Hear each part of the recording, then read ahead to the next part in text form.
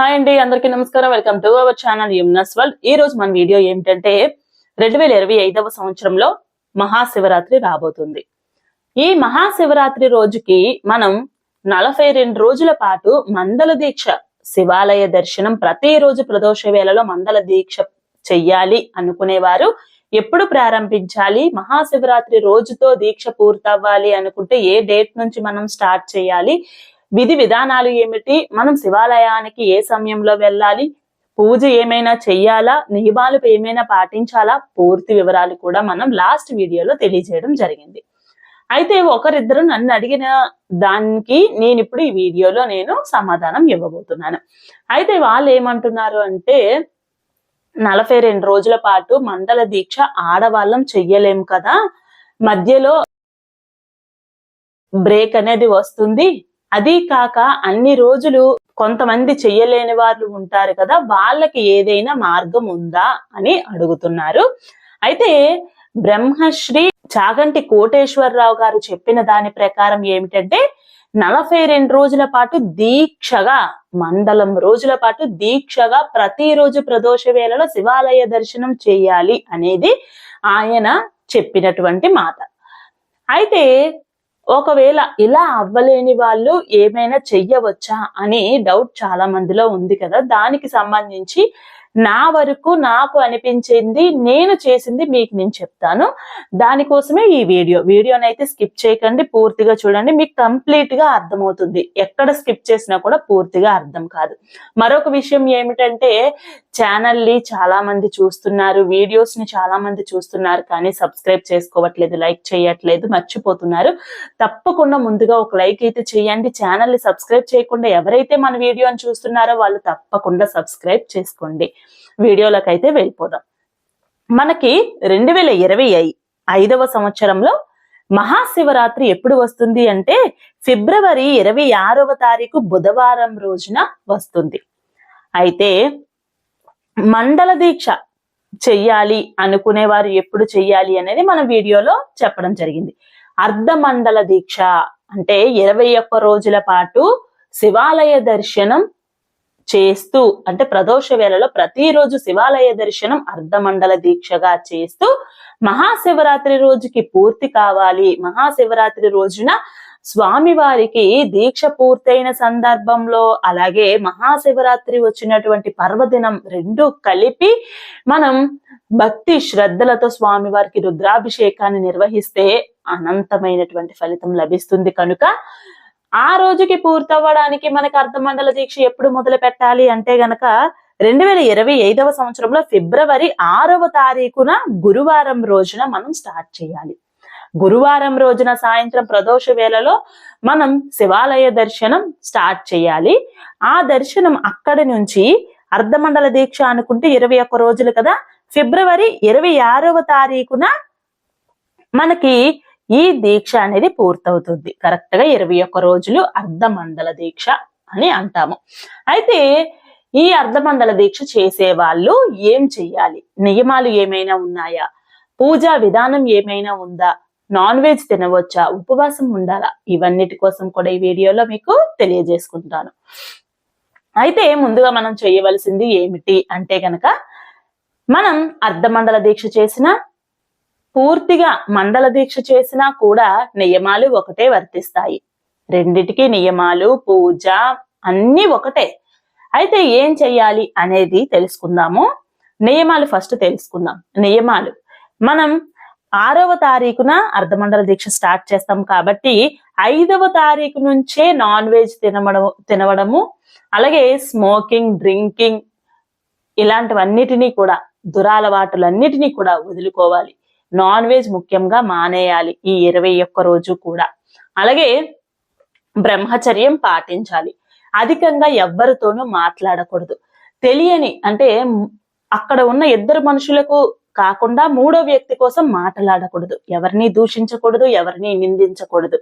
ధర్మబద్ధంగా నిలబడాలి.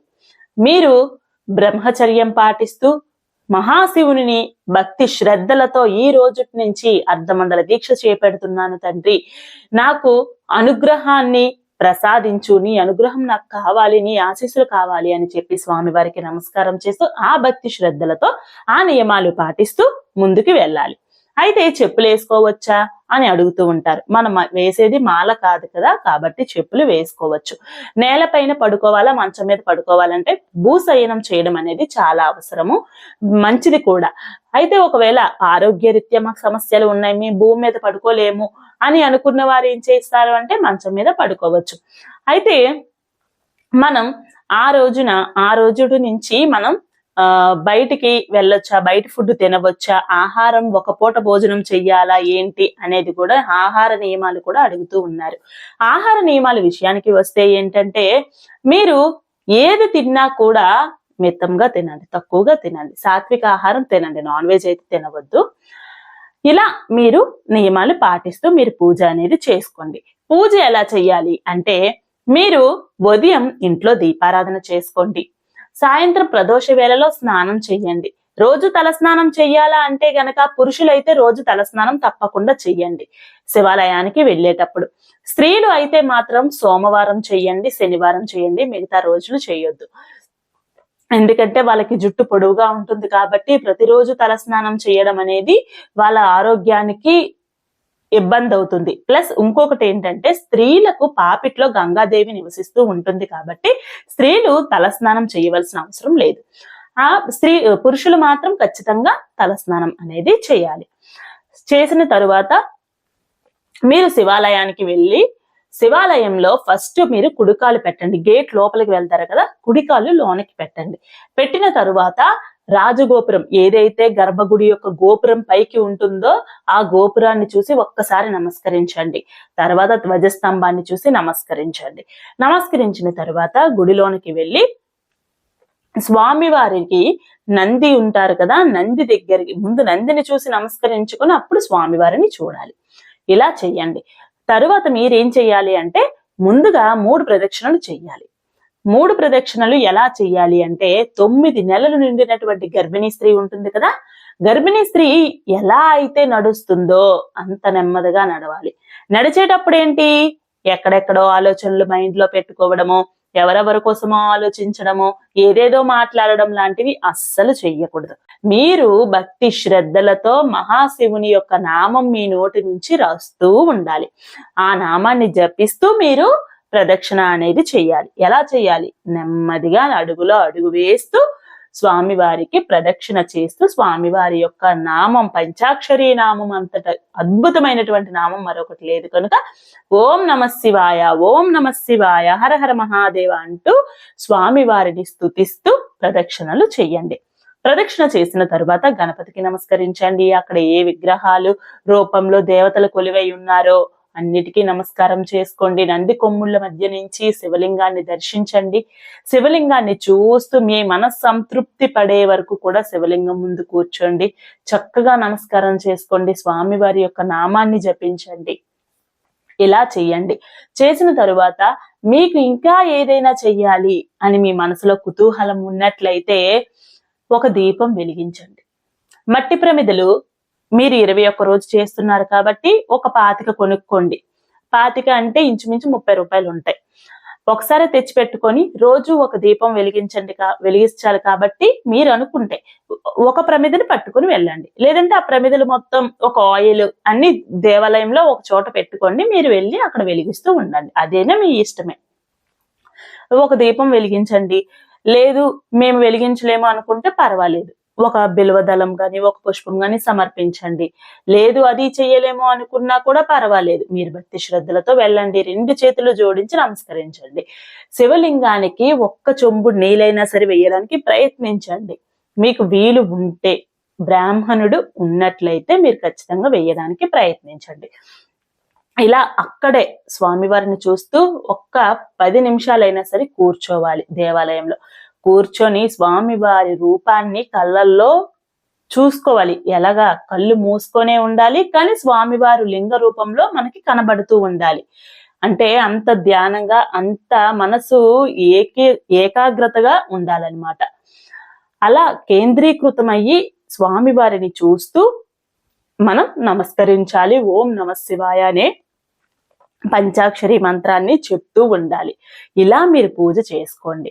పూజ చేసుకున్న తరువాత స్వామివారిని ఆరాధించిన తరువాత స్వామివారికి ఒక్కసారి మరొకసారి నమస్కారం చేసుకొని మీరు ఇంటికి తిరిగి రావచ్చు. ఒకవేళ మాకు గుడికి వెళ్తున్నాం కదా, అది సాయంత్ర సమయంలో వెళ్ళడానికి మాకు వీలు కాదు, మేము ఆఫీసులకు వెళ్ళాలి, మాకు డ్యూటీస్ ఉంటాయి, మాకు జాబ్ చేస్తున్నాము, మేము ఇంట్లో ఉన్న వాళ్ళం కాదు, మాకు వేరే మార్గం లేదా అంటే దానికి కూడా మార్గం ఉంది. ప్రతిరోజు ఉదయం వెళ్ళి దర్శనం చేసుకోండి. ఏదైతే ఈ ప్రాసెస్ అంతా చెప్పానో అదంతా కూడా తెల్లవారుజామున చేసేసుకొని మీరు ఆఫీసులకి బయటికి వెళ్ళిపోండి. ఇంకా నో ప్రాబ్లం కదా, అప్పుడు అలా చేసుకోండి. ఒకవేళ ప్రదోష వేళలో వీలు కాని వాళ్ళకి మాత్రమే ఈ అవకాశం. అక్కడ వీలు ఉంది అనుకుంటే ఖచ్చితంగా ప్రదోష వేళలో చేయడం చాలా చాలా అద్భుతం. కాబట్టి మీరు అలా ప్రయత్నించండి. ఈ అర్ధమండల దీక్ష అనేది చెయ్యడం చాలా ఈజీ. ఎందుకు అంటే 21 రోజులే కాబట్టి కళ్ళు మూసి తెరిచేలోపు అయిపోతాయి. అలా అని మొక్కుబడిగా చెయ్యకూడదు. ఖచ్చితంగా భక్తితో శ్రద్ధతో నమ్మి చెయ్యండి. మీకు ఏ సమస్య ఉన్నా కూడా ఎట్టి పరిస్థితుల్లోనూ స్వామివారికి చెప్పాల్సిన అవసరం లేదు. ఒకవేళ లేదు మాకు చెప్పాలి అనిపిస్తుంది అనుకుంటే స్వామివారిని మీ తండ్రితో, అంటే మనల్ని కన్న తండ్రితో ఎలా అయితే మనకున్న కష్టాన్ని వివరిస్తామో అలా చెప్పేయండి. చెప్పుకోండి, స్వామివారి ముందు కూర్చొని నమస్కారం చేసుకోండి, వెళ్ళండి, రండి. అంతే. ఇదే మీరు చెయ్యవలసింది. నియమాలు కూడా మీకు తెలియజేశాను, చెయ్యవలసినటువంటి విధి విధానాలు మీకు తెలియజేశాను, ఏ డేట్ లో స్టార్ట్ చేయాలి అనేది కూడా మీకు నేను తెలియజేశాను. 41 రోజు చేయాలి అనుకునేవారు ముందు వీడియో చూడండి, మీకు కంప్లీట్ గా అర్థమవుతుంది. ఒకవేళ 41 రోజు చేయాలి అనుకునేవారు ఆల్రెడీ స్టార్ట్ చేసేసారు, ఈ వాటికి 2 days 3 days దగ్గర అయిపోతుంది కాబట్టి ఒకవేళ 21 days మేము చెయ్యాలి అనుకునేవారు ఈ డేట్ తో స్టార్ట్ చేయండి. మాకు మహాశివరాత్రి రోజుకి ఎండ్ అవ్వడం కాదు, మేము ఇంకెప్పుడైనా చెయ్యవచ్చా ఈ ప్రాసెస్ అని అనుకుంటే గనక ఏ రోజైనా మొదలు పెట్టవచ్చు. దానికోసం అష్టమి వస్తుందేమో, మాస శివరాత్రి వస్తుందేమో, సోమవారం వస్తుందేమో, ఇలాంటి రోజుల కోసం ఎదురు చూడాల్సిన పని లేదు. మనం చెయ్యాలి అనుకునేది దైవ కార్యం, మనం చేపడుతున్నది మంచి పని కాబట్టి మంచి పనికి ఎప్పుడు మంచి రోజులే. కాబట్టి మీరు ఏ రోజైతే మీరు చేయాలనుకుంటున్నారో ఆ రోజు నుంచి డైరెక్ట్ గా 41 రోజు అనుకుంటే 41 రోజు చేయండి. లేదు 21 days అర్ధమండల దీక్ష చేస్తాము అంటే అర్ధమండల దీక్ష చేయండి. ఇలా చేయండి. మరొకరు ఏం అడిగారు అంటే మాకు శివాలయం దగ్గరగా లేదు, మరి మేమేం చేయాలి? శివాలయం మాకు దగ్గరగా లేదు కదా, మేము డైలీ వెళ్ళి మేము స్వామివారిని దర్శించలేము, మేము ఏం చెయ్యాలి అని అడిగారు. వాళ్ళకు కూడా ఈ వీడియోలో నేను ఆన్సర్ చెప్పాలి అనుకుంటున్నాను. ఇప్పుడు ఏదో అంటారు కదా, గుడ్డి కన్ను కన్నా మెల్ల కన్ను మేలు అనేటట్టు, మనకి శివాలయ దర్శనానికి వెళ్ళడానికి వీలు లేని సమయంలో ఇంట్లోనే ఒక చిన్న శివలింగాన్ని తెచ్చుకోండి. చిన్న శివలింగం మన ఇంటి యజమాని వేలు కన్నా చిన్నగా, బ్రొటన వేలు కన్నా చిన్నగా ఉండాలి, అంత శివలింగం తెచ్చుకోండి. లేదు మా ఇంట్లో శివలింగం తెచ్చుకోవడానికి మా ఇంట్లో ఒప్పుకోరు, నిత్యం మేము పూజ చెయ్యలేము అనుకునేవారు ఏంటంటే స్వామివారి చిత్రపటం పెట్టుకోండి. 41 రోజు అనుకుంటే 41 రోజు, 21 రోజు అనుకుంటే 21 రోజు, ప్రతిరోజు కూడా ఒకే సమయంలో, అయితే ప్రదోష వేళలో అయితే 6 గంటలు, తెల్లవారైనా సరే ఒక 6 గంటలు అనుకొని ఒకే సమయంలో దీపం వెలిగించడం, స్వామివారి ముందు కూర్చోవడం, ఓం నమ శివాయ అనే మంత్రాన్ని కనీసం 3 మాలలు అంటే 300 చిల్లరగా మనం జపించవలసి ఉంటుంది. అయితే ఓం నమ శివాయ అనేది 108 సార్లు జపించడానికి 3 నిమిషాలు పడుతుంది. అంటే సుమారుగా 5 నిమిషాల్లో 3 మాలలు చేయవచ్చు. ఇలా మీరు భక్తి శ్రద్ధలతో ఇంట్లో కూడా చెయ్యండి. ఎందుకంటే అవకాశం లేని వారు పూర్తిగా వదిలేసుకోకుండా స్వామివారిని దర్శించడము, స్వామివారిని స్మరించడం కన్నా మరి ఇంకేది చేయలేనప్పుడు, బయటికి వెళ్ళి శివాలయానికి వెళ్ళే అవకాశం లేనప్పుడు ఇలా చేయడం మంచిది. కాబట్టి ఈ యొక్క ఆలోచన, నా ఆలోచన ఇది మీకు నేను తెలియజేస్తున్నాను. బ్రహ్మశ్రీ చాగంటి కోటేశ్వరరావు గారు చెప్పినదైతే మాత్రం 41 రోజు దీక్ష. 41 రోజు చేయలేని వాళ్ళు ఏం చెయ్యాలి అంటే ఈ ప్రాసెస్. అది కూడా నాకు తెలిసింది, నేను మీకు తెలియజేస్తున్నాను. పూర్తిగా మీకు వీడియో చూసే ఉంటారు కదా, మీకు అర్థమయ్యే ఉంటుంది కదా. మరిన్ని మంచి ఇన్ఫర్మేషన్స్ మీ ముందుకు తీసుకువస్తూ ఉంటాను. ఛానల్ అయితే సబ్స్క్రైబ్ చేసుకోండి, లైక్ చేయండి, షేర్ చేయండి. ఎట్టి పరిస్థితుల్లో కూడా మీరు సబ్స్క్రైబ్ చేసుకోకపోతే మంచి మంచి ఆధ్యాత్మికమైనటువంటి వీడియోస్ అన్నిటినీ కూడా మిస్ అయిపోతారు.